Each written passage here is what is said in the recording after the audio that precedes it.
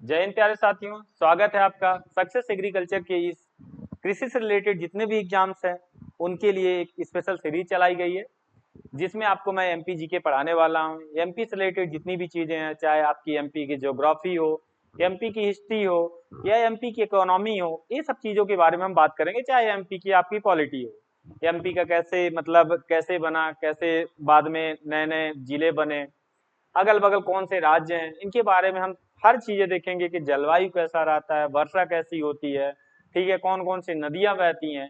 मतलब हम इस बार पूरा सीक्वेंस में माइंड मैप या तो मैपिंग के थ्रू ही पढ़ेंगे, ठीक है। हम इस बार रटने की कोशिश नहीं करेंगे। सबसे पहले आपको हम मैप के सिखाने की प्रैक्टिस कराएंगे कि आप पहले सबसे शुरू में देखिए, किसी भी स्टेट को पढ़ने या किसी भी चीज को पढ़ने के लिए पहले आपके माइंड में माइंड मैप बनना चाहिए।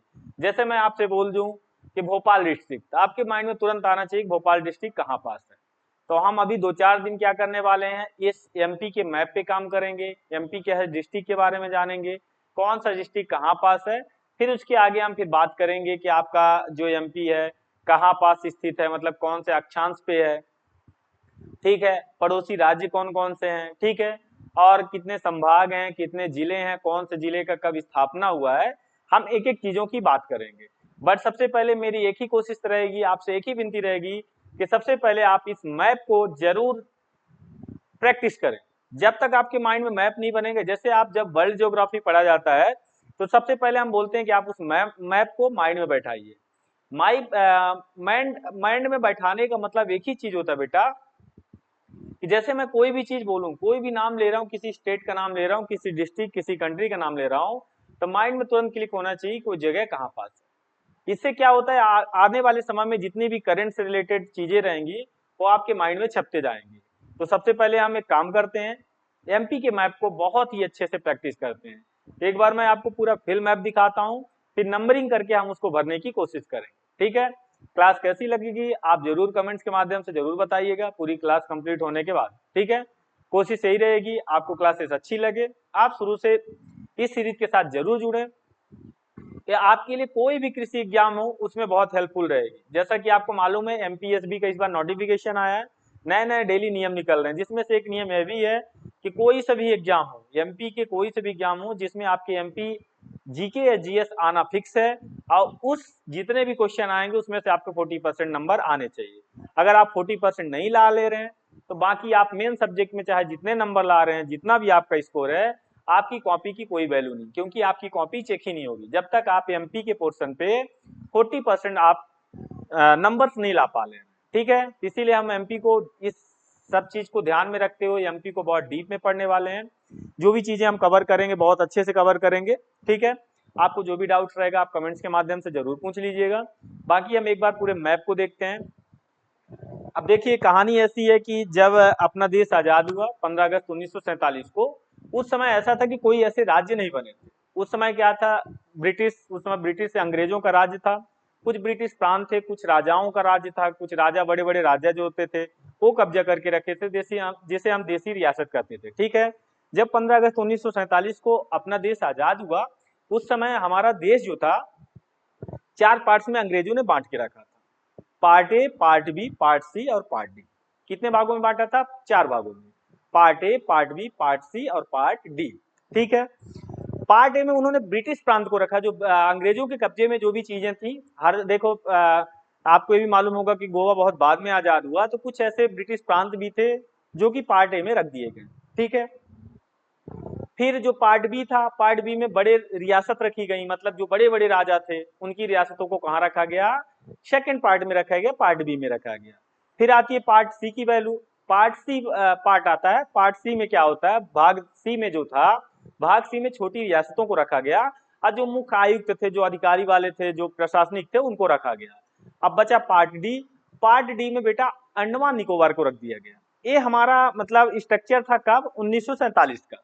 अब ऐसा मत सोचिएगा कि जैसे मध्य प्रदेश है, कर्नाटका है, महाराष्ट्र है, दिल्ली है, मतलब ऐसे पहली चीजें नहीं बनी थी कि आपके पूरे राज्य थे। ऐसा कोई 28 राज्य, ऐसा कोई भी चीजें नहीं थी कि 28 राज्य 8 केंद्र शासित प्रदेश, ऐसा कोई नियम नहीं था। यही part A, part B, part C, part D चलते थे, ठीक है। समय बीतते गया, समय आया बाद में जब 1953 में तेलुगु तेलुगु के लोग जो थे उन्होंने क्या किया, भाषाई राज्य पर, भाषाई के आधार पर, मतलब भाषा के आधार पर उन्होंने राज्य की डिमांड की। उन्होंने क्या किया, डिमांड किया। उनको डिमांड को ध्यान में रखते हुए पहला आंध्र प्रदेश भाषाई के आधार पर, तेलुगु भाषा के आधार पर पहला आंध्र प्रदेश को बना दिया गया। कब? 1953 में, 1953। जब एक राज्य बना तो लोगों की मांग और डिमांड बहुत तेज हो गई, बहुत तेज हुई कि हमें भी भाषा के आधार पर बनाइए। और बहुत सारी समस्याएं थी, हर 2 कदम या हर 1 किलोमीटर के बाद भाई भाषा चेंज हो जाती थी। ठीक है, बहुत सारी फिर समितियां बनी।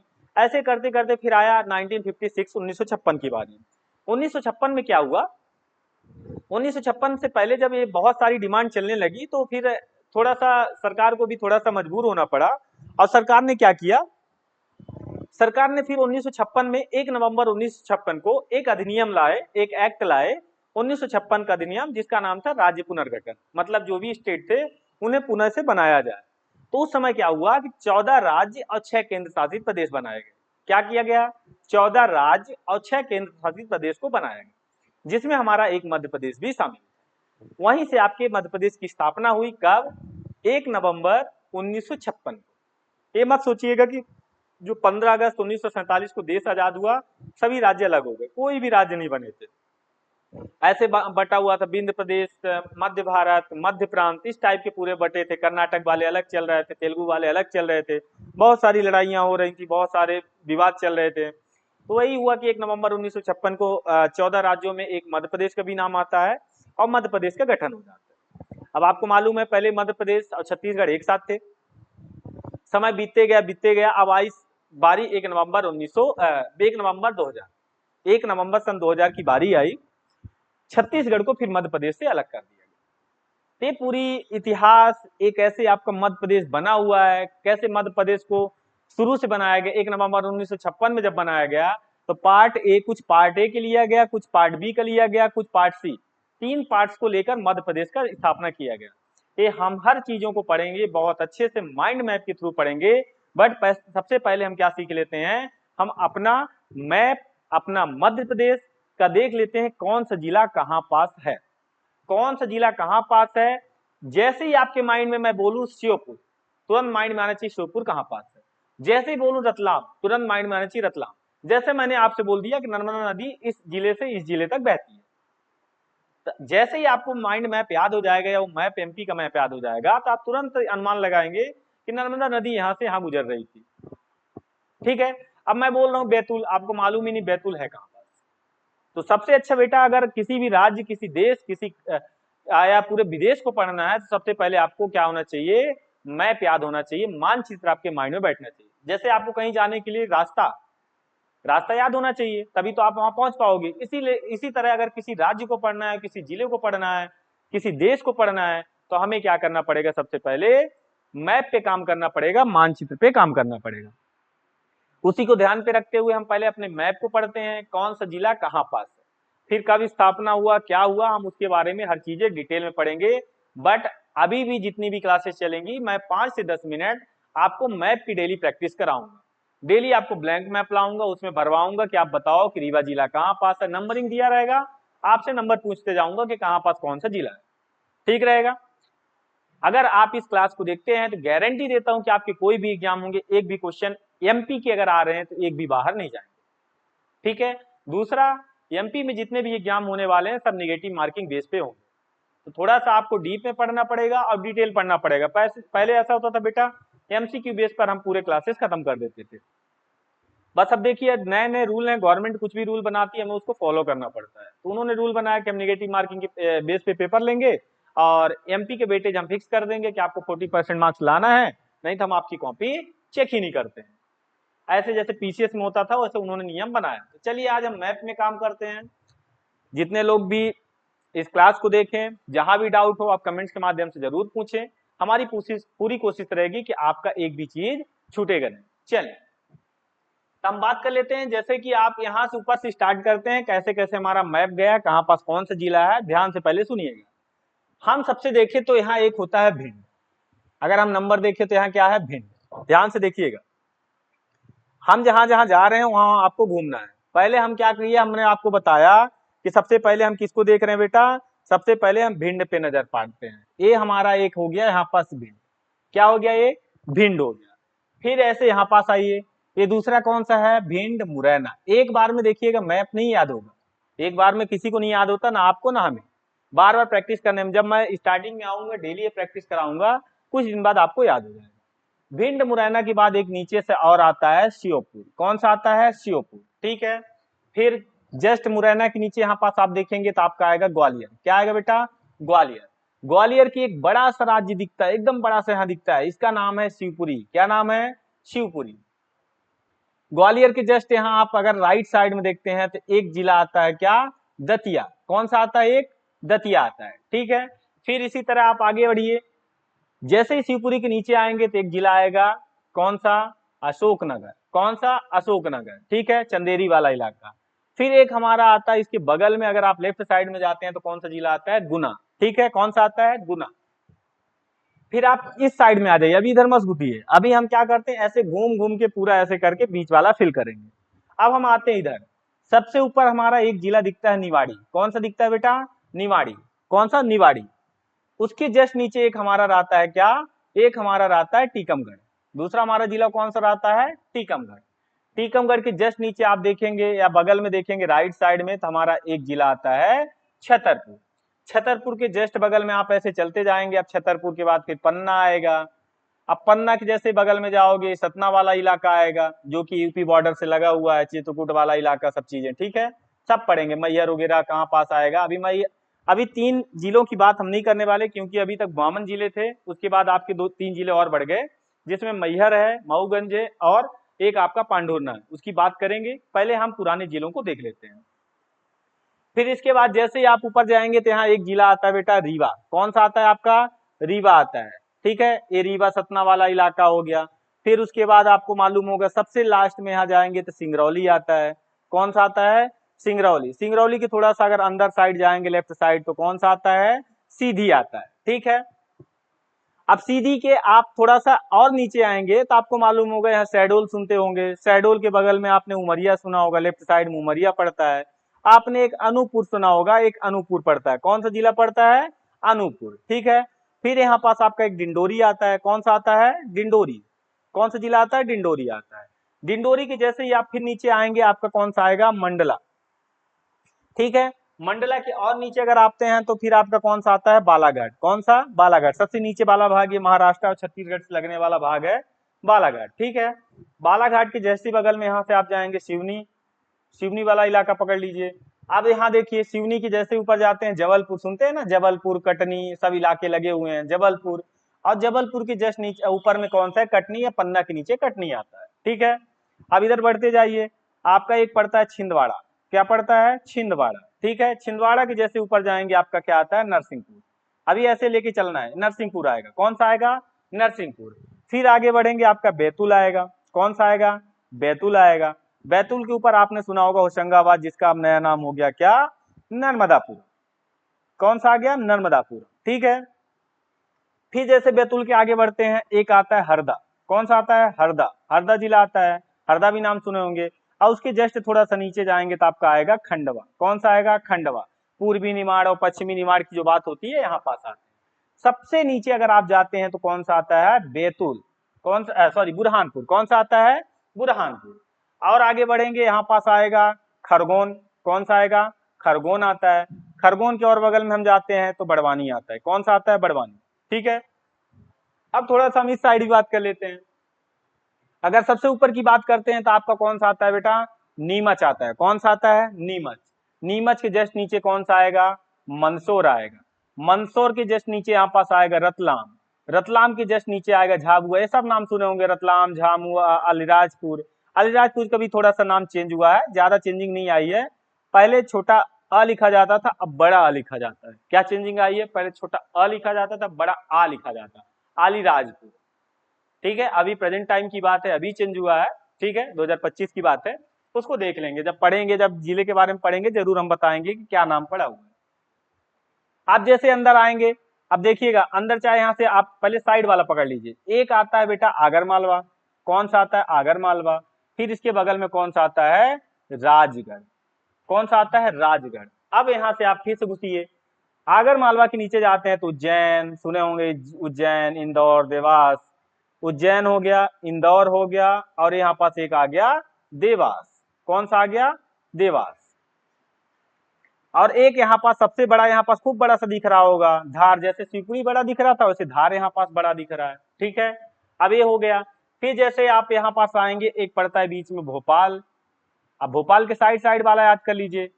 भोपाल तो आप भोपाल में रह रहे हैं या कहीं भी रह रहे हैं, आपको भोपाल तो राजधानी है तो मालूम होना चाहिए।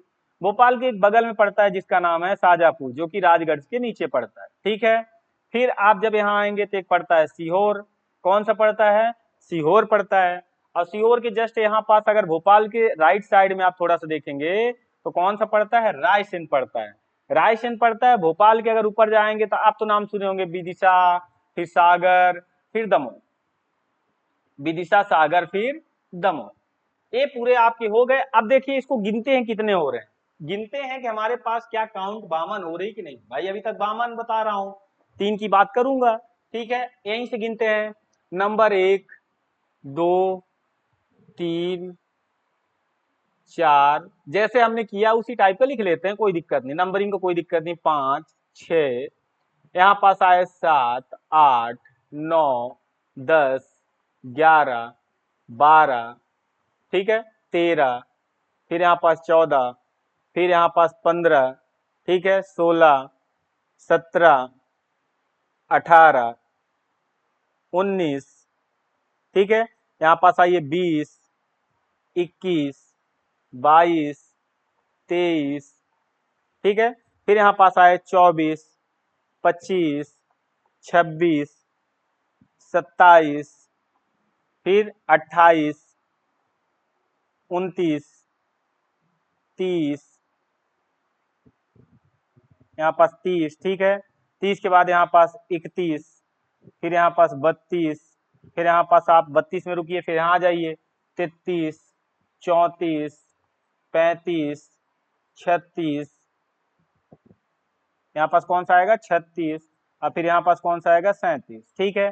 फिर आगे बढ़ते हैं, फिर मैंने यहाँ गिनाया 38, फिर यहाँ पास 39, ठीक है, इसको भी गिन लीजिए 40, 41, अब देखिए 41 यहाँ पहुंच गए, यहाँ से घुस जाइए, ये 42, फिर 43, 44, फिर 45, फिर यहाँ पर 46, फिर इसको गिनिए 47, फिर 48, 49, 50, 51, 52, हो गए 52।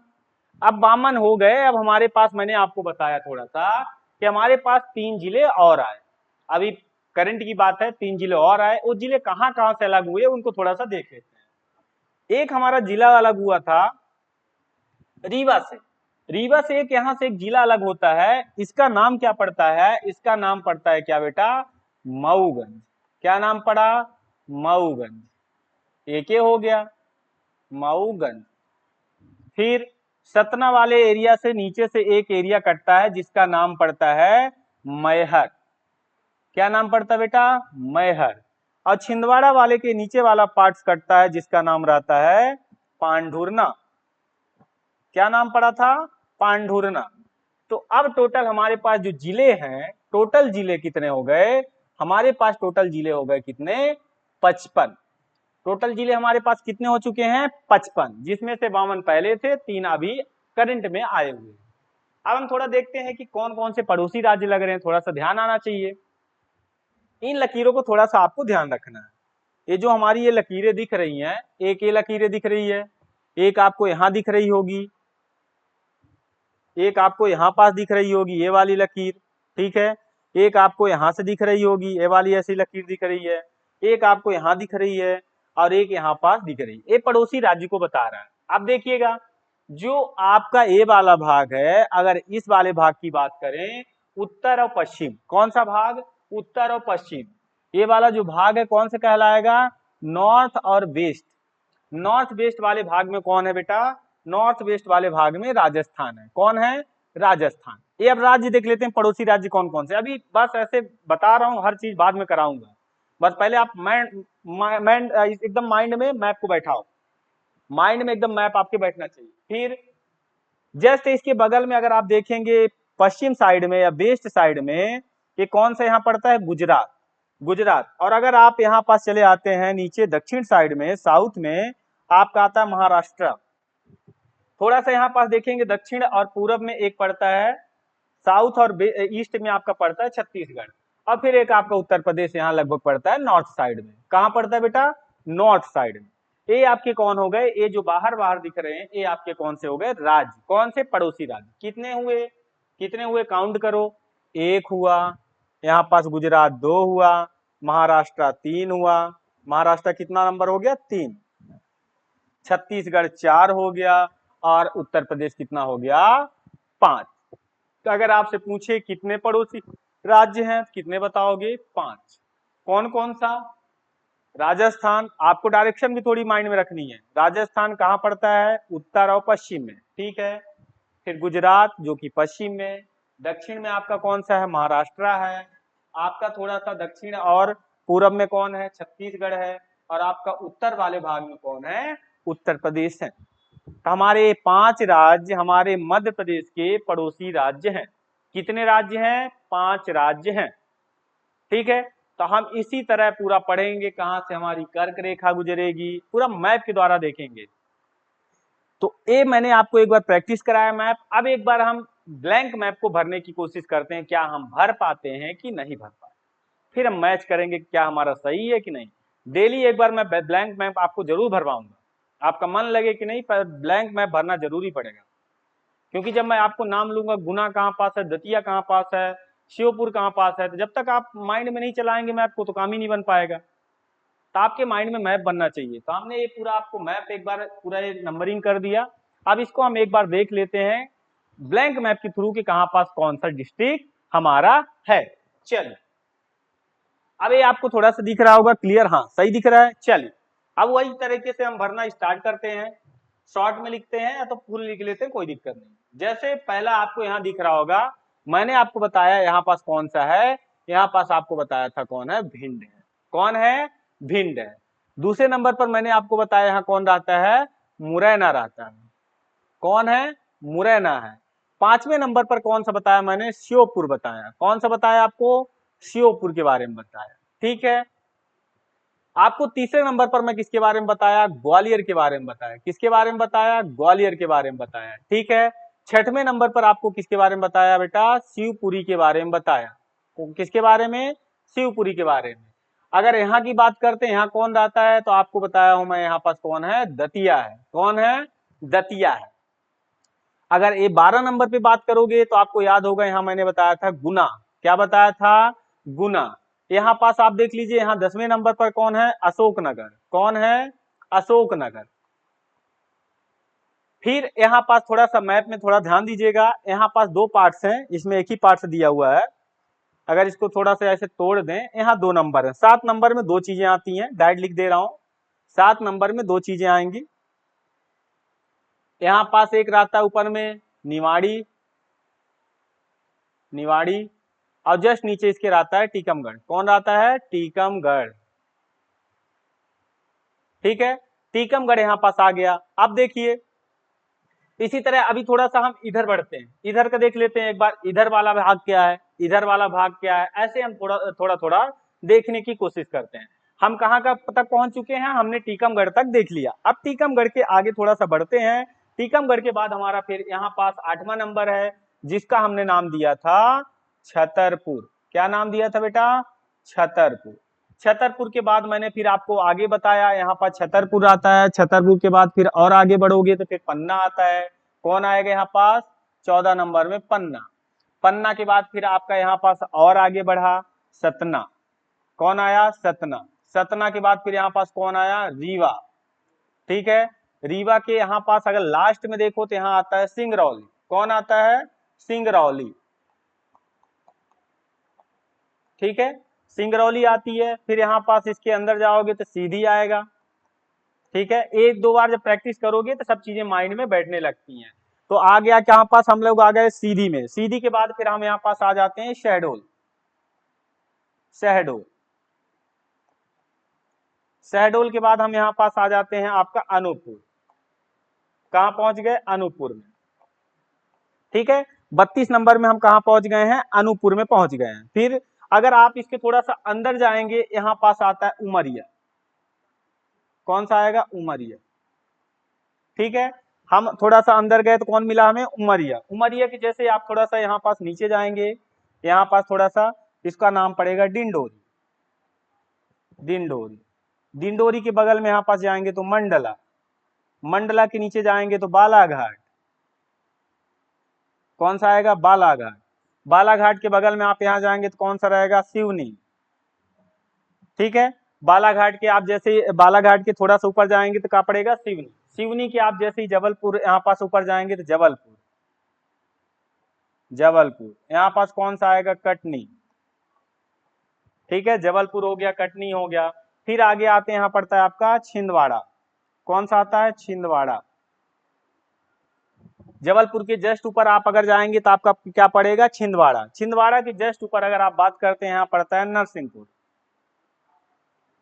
नरसिंहपुर,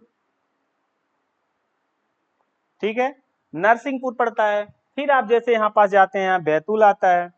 बैतूल आ जाता है। बैतूल के जस्ट ऊपर आपका यहाँ पास क्या आ जाएगा, बैतूल आया। बैतूल के ऊपर आपका थोड़ा सा ऊपर जाएंगे तो होशंगाबाद, जिसका नाम पड़ गया नर्मदापुरम।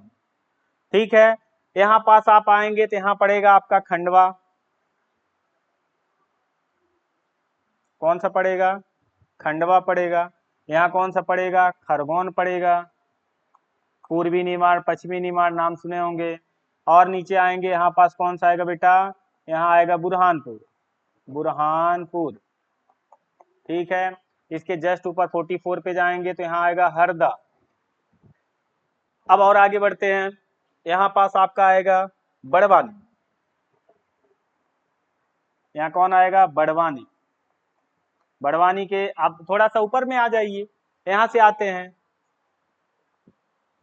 यहाँ पे अगर आते हैं, सबसे ऊपर में जो 11 नंबर दिख रहा है, इसका नाम पड़ेगा नीमच। क्या पड़ेगा, नीमच। ठीक है, यहाँ पर नीमच के जस्ट नीचे जाएंगे तो मंदसौर। मंदसौर, इसके जस्ट यहाँ पास आएंगे 25 नंबर में रतलाम। रतलाम। फिर इसके और नीचे आएंगे झाबुआ। कौन आएगा बेटा, झाबुआ। झाबुआ के जस्ट नीचे आएंगे 43 मार्क्स नंबर पे, तो यहाँ पड़ता है अलीराजपुर, जिसका नाम अलीराजपुर हो गया। ठीक है, नाम में थोड़ी चेंजिंग हुई है, छोटा आ लिखा आता था, अब बड़ा आ लिखाने लगा। बताऊंगा कब कैसे चेंज हुआ है, उसकी स्टोरी हम बाद में देखेंगे। ठीक है, अब हम यहाँ पहुंच गए। अब हमने लगभग इस साइड को भी कवर कर लिया। अब हम थोड़ा सा चलते हैं, कहाँ पास, थोड़ा सा ऊपर वाले भाग में चलते हैं। जैसे कि यहाँ पास गए, यहाँ पास इसका नाम पड़ेगा आगर मालवा। क्या पड़ेगा, आगर मालवा। फिर इसके बगल में जाएंगे तो ये राजगढ़। क्या पड़ेगा यहाँ, राजगढ़। 19 नंबर पे क्या आएगा, राजगढ़। अब हम थोड़ा सा और इधर भागते हैं। सबसे बड़ा मैंने यहाँ बताया था आपको, दिखेगा, जिसका नाम पड़ेगा धार। एक यहाँ पास इसका नाम पहले पकड़ लीजिए, भोपाल। 26 नंबर भोपाल।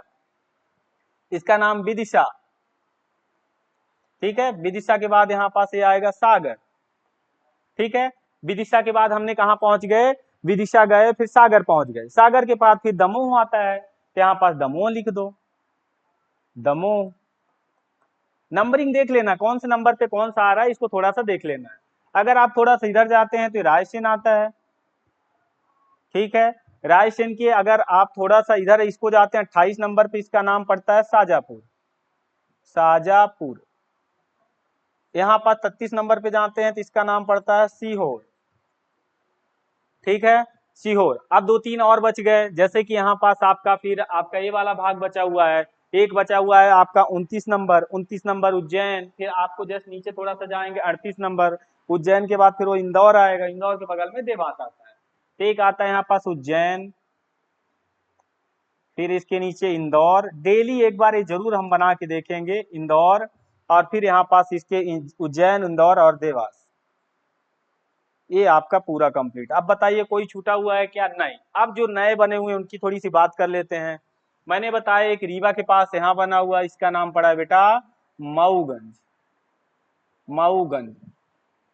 अभी हम सिर्फ मैप सीख रहे हैं, अभी हम फिर आपको बताएंगे 10 संभाग हैं, 10 संभाग में पूरे जिलों को बांटा गया है। कौन से संभाग में कौन कौन से जिले आएंगे, हम हर चीजें बात करेंगे। बस आप मेरा एक काम हो जाए, आपको माइंड में मैप चलने लगे, माइंड में मैप चलने लगे। क्या मैं जैसे बोलूं ये वाला जिला यहाँ पास है, तुरंत क्लिक होना चाहिए कि हाँ ये वाला जिला सर ने यहाँ बताया था, वो होना चाहिए। अब बताओ इतनी चीजें याद हो गई, कैसे याद होती है? एक बार में तो होती नहीं है, प्रैक्टिस पे होती है। ठीक है, एक आपका मऊगंज हो गया। अब आपका इस सतना से एक यहाँ पास अलग हुआ मैहर, कौन सा हुआ? मैहर। ठीक है, और एक आपका मैंने बताया यहाँ पास अलग हुआ छिंदवाड़ा से, जिसका नाम पड़ा पांडुरना। इनकी कहानी बाद में देखेंगे, कहां से पांडुरना आया, कैसे आया, इनकी कहानी हम बाद में देखेंगे। पांडुरना, ये हमारा पूरा मैप हुआ। टोटल अगर हम जिले देखें, हमारे जिले कितने बन गए? टोटल 52 प्लस 3 कितने हो गए? 55 जिले। 55 जिलों की हमने बात की। 55 जिलों को पहले हमने एक बार देखा, फिर हमने उसको दोबारा क्या किया? ब्लैंक मैप के थ्रू बनाने की कोशिश की। ठीक है, ये हमारा पूरा मैप का रहा कि कैसे हमें मैप को देखना है, मैप को कैसे बनाना है, मैप को कैसे भरना है। अब हमें थोड़ा सा और देखना है, क्या चीजें और थोड़ी सी देखनी है। थोड़ा सा आपको देखना कि सबसे उत्तरी जिला कौन सा है। अगर आपसे पूछे कि सबसे उत्तर में कौन सा जिला आता है, तो देखो सबसे टॉप की चोटी जो दिख रही है, किसकी दिख रही है? मुरैना की। सबसे दक्षिणी जिला पूछे तो यहाँ देखिए सबसे नीचे आपका दिख रहा है 51 पे बुरहानपुर। सबसे अगर आपसे पश्चिमी जिला पूछे तो यहाँ पास आपका सबसे लास्ट में दिख रहा है, देख लो, अलीराजपुर। और सबसे आपकी पूर्वी में देखिए, सबसे पूर्वी में आपका है सिंगरौली। तो कभी आपसे पूछे दक्षिणतम जिला कौन सा है? बुरहानपुर। सबसे उत्तरी जिला कौन सा है? मुरैना है, ये याद रखना है। सबसे पश्चिमी जिला कौन सा है? अलीराजपुर है। सबसे पूर्वी जिला कौन सा है? सिंगरौली है। कौन सा है? सिंगरौली है। फिर आपको बताऊंगा टाइम क्या, कैसे टाइम लाइन आती है कि यहाँ यहाँ से यहाँ के टाइम में क्या डिफरेंस रहता है, कितने घंटे लेट है, कितने घंटे फास्ट रहता है, ये सब चीजें हम बात करने वाले हैं। ठीक है, इसी तरह आपको पूरा हम मैप पढ़ाएंगे, कैसे पढ़ेंगे ये आपने देख लिया। अब हम थोड़ा सा मध्य प्रदेश के समान परिचय की ओर चलते हैं, थोड़ा सा उसकी ओर बात करते हैं। ठीक है, ये माइंड अब आप डेली एक बार घर में जाके आप इसको जरूर आप घर में बनाइए। खाली मैप निकालिए, गूगल निकालिए, या तो दुकान में जाते हैं 2-4 रुपए का मिल जाता है, उसको भरने की कोशिश करिए। जब तक आप मैप नहीं बना पा रहे हैं, मैप नहीं भर पा रहे हैं, तो आपका काम नहीं बनेगा। अगर मैं आपको बोल दूं ये नदी इस जिले से निकलती है, अब आपको कंफ्यूज होगा कि अरे पता चला जिला यहाँ है कि वहाँ है। अगर आपको मालूम होगा कि जिला इस जगह पे एग्जैक्ट है, मैं बोल दूं कि ये नदी इस जिले से निकल के नॉर्थ की ओर बह रही है, तो आपके माइंड में बैठ जाएगा नॉर्थ की ओर जा रही है, जिला यहाँ है, तो इस जिले से कौन कौन से डायरेक्शन पे जा सकती है। सही बात है। टोटल पड़ोसी राज्य कितने हैं? तो आपने बताया 5 है। अब थोड़ा सा हम मध्य प्रदेश के समान परिचय के बारे में देखते हैं। हम थोड़ा सा देखते हैं मध्य प्रदेश का सामान्य परिचय, क्या क्या पढ़ने वाले हैं इसमें, थोड़ा सा हम उसके बारे में देख लेते हैं। मध्य प्रदेश का सामान्य परिचय, मध्य प्रदेश का सामान्य परिचय हम पढ़ने वाले हैं। क्या? मध्य प्रदेश का सामान्य परिचय। मध्य प्रदेश के हम सामान्य परिचय में थोड़ा सा बांट के पढ़ेंगे। ठीक है, मध्य प्रदेश के समान परिचय को हम थोड़ा सा बांट के पढ़ते हैं। जैसे कि पहला नंबर पे जो रहता है, हम पढ़ेंगे मध्य प्रदेश की भौगोलिक स्थिति। कैसी स्थिति? जियोग्राफिकल लोकेशन के बारे में देखेंगे कि हमारा मध्य प्रदेश जो है कहाँ पास स्थित है, कौन से अक्षांश पे आता है, इसके बारे में हम देखेंगे। दूसरा हम नजर जो डालेंगे, दूसरा हमारी जो नजर रहेगी प्रशासनिक स्थिति पर। कैसी? प्रशासनिक के। ठीक है, प्रशासनिक स्थिति पे हम नजर डालेंगे कि मतलब जो हमारी प्रशासनिक स्थिति है कि कितने संभाग हैं, कितने जिले हैं, कितने विकास खंड है, कितने तहसील हैं, कितने ग्राम पंचायत हैं, उस पे नजर डालेंगे। प्रशासनिक स्थिति। ठीक है, हम प्रशासनिक स्थिति के बाद हम अगला देखेंगे राजनीतिक स्थिति। अगला कौन सा देखेंगे बेटा? राजनीतिक स्थिति। लोकसभा की कितनी सीटें हैं, राज्यसभा की कितनी सीटें हैं, विधानसभा की कितनी सीटें हैं, उसके बारे में हम देखेंगे। राजनीतिक स्थिति के बारे में, पॉलिटिकल जो स्टेटस है उसके बारे में हम देखेंगे। ठीक है, पॉलिटिकल स्टेटस जो है हम उसके बारे में बहुत अच्छे से देखने वाले हैं कि क्या पॉलिटिकल, कितने लोकसभा सीटें हैं, कितनी राज्यसभा की हैं, कितनी विधानसभा की हैं। फिर हम एक और देखेंगे, जुडिशियल वाला दिखेंगे, जिसे हम बोलते हैं न्यायिक स्थिति। क्या देखेंगे अगला? न्यायिक स्थिति। जुडिशियल स्टेटस के बारे में देखेंगे कि हमारे यहाँ पास कहाँ पास हाई कोर्ट है, कितने खंडपीठ है। देखो सुप्रीम कोर्ट तो होगा नहीं, वो तो देश में रहता है, लेकिन हाई कोर्ट के बारे में जरूर देखेंगे कि हाई कोर्ट हमारा कहाँ पास है, उसके बारे में। एक हमारा लास्ट देखेंगे हम इकोनॉमिकल स्टेटस के बारे में, जिसे बोलते हैं आर्थिक स्थिति। क्या बोलते हैं? आर्थिक स्थिति। ठीक है, इन इकोनॉमिकल स्टेटस के बारे में हम देखेंगे। अब जैसे हम भौगोलिक में क्या क्या देखने वाले हैं कि हमारा अक्षांशीय विस्तार क्या है, पड़ोसी राज्य कौन कौन से है, जलवायु क्या है, क्या क्या देख लेंगे, देख लीजिए इसमें। जैसे हम इसमें देखेंगे अपने राज्य का अक्षांशीय विस्तार। अक्षांशीय विस्तार कितने डिग्री से कितने डिग्री तक हमारा विस्तार है हमारे राज्य का, उसके बारे में हम देखेंगे। ठीक है, अक्षांशीय विस्तार के बाद हम देखेंगे पड़ोसी राज्य। पड़ोसी राज्य, पड़ोसी राज्य के बाद हम देखेंगे जलवायु। जलवायु कैसी है, कितनी वर्षा, जलवायु कैसा है, क्लाइमेट हमारे यहाँ का कैसा रहता है, वर्षा किस हिसाब से होती है, इसको देख लेंगे। और इसके बाद हम देख लेंगे जो केंद्र बिंदु हैं, कि मतलब भारत का केंद्र बिंदु। अब भाई मध्य प्रदेश बीच में पड़ता है, तो बहुत सारी पॉइंट्स आपके यहाँ पास मिलेंगे कि जो सेंट्रल पॉइंट है वो कौन कौन से हैं, कि मध्य प्रदेश का केंद्र बिंदु क्या है, ये सब चीजें हम इसमें देखेंगे। और फिर हम एक चीज आपको मालूम है, ट्रॉपिक ऑफ कैंसर आपकी इस जिले से आपकी इस राज्य से जाती है, तो उसको भी हम पढ़ेंगे, कर्क रेखा कहाँ कहाँ से कितने जिलों से जाती है, वो जिले कौन कौन से हैं। जब तक मैप नहीं याद होगा तो आप भूल जाओगे कि हमारा कर्क रेखा कहाँ कहाँ गुजरे। ठीक है, अब दूसरा हम देखते हैं प्रशासनिक स्थिति में। प्रशासनिक स्थिति में हम क्या देखने वाले हैं कि मतलब जो प्रशासनिक स्थिति में है कि कितने संभाग हैं, कितने जिले हैं, कितने विकास खंड है, कितनी तहसीलें हैं, कितने ग्राम पंचायत है। तो हम इसमें क्या देखने वाले हैं, सबसे पहले हम इसमें देखेंगे संभाग कितने हैं। संभाग के बाद दूसरा नंबर आता है जिले कितने हैं। जिलों के बाद अगला नंबर आता है हमारे यहाँ विकास खंड कितने हैं। विकास खंड कितने हैं। विकास खंड के बाद अगला नंबर आता है कि हमारे यहाँ तहसील कितनी है। तहसील कितनी है। अब इसके बाद अगला नंबर आता है ग्राम पंचायत कितने हैं। कितने ग्राम पंचायत आपके मध्य प्रदेश में हैं।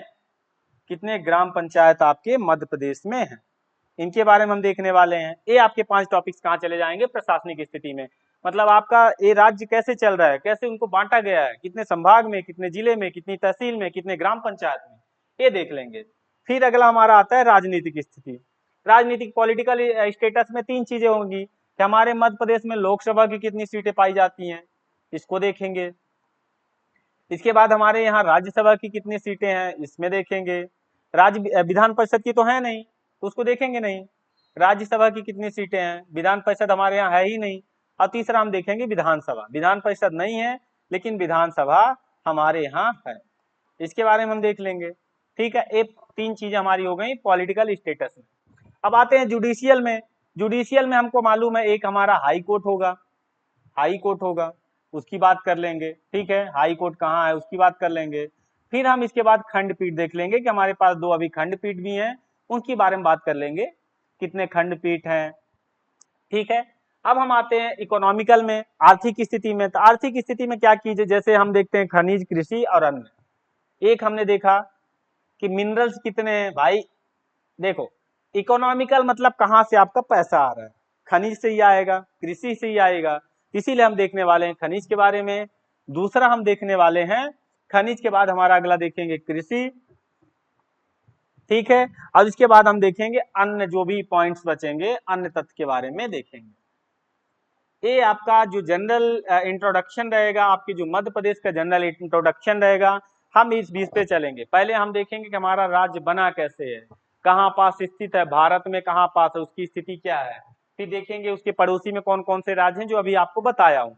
माइंड में अब चलना चाहिए, उत्तर प्रदेश मैंने उधर बताया, राजस्थान उधर बताया, गुजरात इधर बताया, महाराष्ट्र इधर बताया, छत्तीसगढ़ इधर बताया, तो चीजें आपके माइंड में अब चलनी चाहिए धीरे धीरे। अब आपको थोड़ा सा वो माइंड में चलना चाहिए। ठीक है, फिर हम देख लेंगे जलवायु कैसी है, हमारे यहाँ का जलवायु कैसे, उष्णकटिबंधीय है, कैसी है, मतलब गर्मी कैसी पड़ रही है, किस अक्षांश पर कैसी जलवायु होती है, उसको देखेंगे।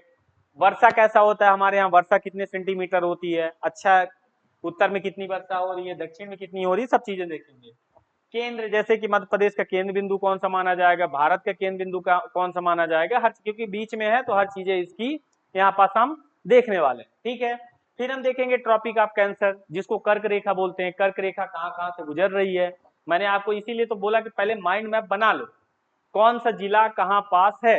जैसे ही माइंड मैप आपका बन जाता है माइंड में, वैसे ही आपका काम आसान हो जाएगा। तो हम कर्क रेखा ट्रॉपिक ऑफ कैंसर के बारे में देखेंगे, कहाँ कहाँ से आपका ट्रॉपिक ऑफ कैंसर किस किस जिले से गुजर रहा है, किस किस जिलों को टच करना है। जैसे ही आपका जियोग्राफिकल लोकेशन हो जाएगा, जियोग्राफिकल स्टेटस हो जाएगा, तो हम आएंगे फिर अगला प्रशासनिक वाले में। प्रशासनिक में हम क्या देखेंगे कि कितने संभाग हैं, 10 संभाग में कहाँ कहाँ बांटा गया है, कौन से संभाग में कितने जिले, कौन कौन से जिले आ रहे हैं। ठीक है, अगला हम देखेंगे जिले कितने हैं। मैंने आपको 55 जिले के बारे में अभी जानकारी दी, वो 55 जिले कहाँ कहाँ हैं हम डेली एक बार मैप में बनाएंगे। विकास खंड कितने हैं, फिर विकास खंड में तहसील कितनी है, और तहसील के फिर अंतर्गत हमारे ग्राम पंचायत कितने हैं। ये आपका हो गया प्रशासनिक। अब इसके बाद हम राजनीतिक स्थिति में आएंगे, तो हमको मालूम है कि हमारे यहाँ लोकसभा की सीटें हैं, कितनी सीटें हैं उसको देख लेंगे। राज्यसभा की सीटें हैं, कितनी सीटें हैं उनको देख लेंगे। विधानसभा की सीटें हैं, कितनी हैं उनको देख लेंगे। विधान परिषद हमारे राज्य में है ही नहीं। ठीक है, अब आते हैं जुडिशियल वाले में, जुडिशियल या न्यायिक वाले में। न्यायिक वाले मालूम है कि हाई कोर्ट तो अपने यहाँ रहता है, लेकिन सुप्रीम कोर्ट अपने देश का होता है। तो हाई कोर्ट हमारे यहाँ है, तो हम मध्य प्रदेश के हाई कोर्ट के बारे में जानेंगे, कब बना, कैसे बना। दूसरा देखेंगे खंडपीठ, उसके जो और 2 खंडपीठ बनाए गए हैं वो कहाँ कहाँ बनाए गए, कौन सा बनने वाला है, इसके बारे में भी देखेंगे। जो करंट जानकारी रहेगी उसके बारे में हम देखने वाले हैं। ठीक है, फिर हम इकोनॉमिकल में देखते हैं कहाँ कहाँ से पैसा आ रहा है भाई एक राज्य को या एक परिवार। अब जैसे आपका परिवार है, परिवार को चलाने के लिए आपको क्या चाहिए, पैसा चाहिए। पैसा कहाँ से आएगा, या तो आप कहीं इंडस्ट्रियल एरिया में काम करोगे या खेती बाड़ी करोगे भाई, या तो मिनरल से जहाँ निकलेगा, जहाँ खनिज निकलेगी वहां से। देखो आपके परिवार के लिए आपके द्वारा जो इनकम आई वो आपके लिए इकोनॉमी हो गया, आर्थिक आर्थिक व्यवस्था हो गई, अर्थव्यवस्था हो गई। लेकिन इस राज्य के लिए अर्थव्यवस्था क्या रहेगी, कृषि से कितना पैसा आ रहा है, मिनरल से या खनिज से कितना पैसा आ रहा है, ये चीजें हो गई इकोनॉमिकल स्टेटस। ये चीजें हम बात करेंगे, एक एक चीज को बहुत अच्छे से कवर करने वाले हैं। तो आज हमारा सिर्फ यहीं तक रहा, हमने आपको जनरल जानकारी या सामान्य परिचय, आपको जनरल इंट्रोडक्शन के बारे में बात कर लिया। मध्य प्रदेश कहाँ से आपका कहानी कहाँ से स्टार्ट हुई कि 15 अगस्त 1947 में जब देश आजाद हुआ तो अपना राज्य इस टाइप का नहीं देखा गया था, 4 भाग में बांट दिया गया था, part A, part B, part C. जो ब्रिटिश के अंडर में थे उसे ब्रिटिश प्रांत कहा गया, जो बड़े बड़े राजाओं थे देसी रियासत में चली गई, जो छोटे राजा थे उनके अंदर काम करते थे छोटी रियासत में चले गए। कुछ प्रशासनिक व्यवस्था भी थी, कुछ लोग भी अधिकारी भी नियुक्त हुए थे, उनका अलग बना दिया गया। और अंडमान निकोबार को एकदम अलग फेंक दिया गया पार्ट डी में, भैया तुम अलग रहो, जैसे अलग हो ऐसे अलग रहो। ठीक है, फिर धीरे धीरे डिमांड उठने लगी भाई अलग अलग। देखो आपको मालूम है इस एरिया में आप रह रहे हो, आपकी लैंग्वेज जो है आपको समस्या नहीं आने वाली है।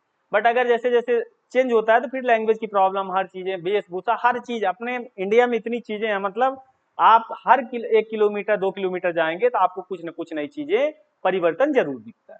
ठीक है, हमको इनको बहुत डिटेल में पढ़ने वाले हैं, पूरा मध्य प्रदेश एकदम डीप में कंप्लीट करने वाले हैं, कोई भी चीज हम छोड़ने वाले नहीं है। ठीक है, तो क्लास कैसी लगी आप जरूर बताइए। रेगुलर बेसिस पर आपकी एक क्लास चलेगी, ये आपको सेशन मुख्यतः आपके एग्रीकल्चर के एग्जामों को ध्यान में देखते हुए इसको रखा गया है। और दूसरा, कोई भी आप एग्जाम दे रहे हैं, मध्य प्रदेश के बिना आपका एग्जाम नहीं निकलने वाला। मध्य प्रदेश की जानकारी आपको जरूर रखनी है। स्टेट का कोई भी एग्जाम होगा, जब तक आप मध्य प्रदेश के पोर्शन पे या मध्य प्रदेश के सिलेबस में 40% आप नहीं कवर करते हैं तो आपकी मेन कॉपी चेक होने वाली नहीं है, चाहे कोई सा भी एग्जाम लो। निगेटिव मार्किंग साथ में लेके चलना है, क्योंकि अब जितने भी एग्जाम होने वाले हैं बेटा, विदाउट निगेटिव मार्किंग कोई भी एग्जाम मध्य प्रदेश का नहीं होने वाला है, एमपीएसबी का सख्त निर्देश है। तो इसी तरह हमारी क्लास चलेंगी, आज यहीं तक रखते हैं। ठीक है, चलिए, धन्यवाद, थैंक यू।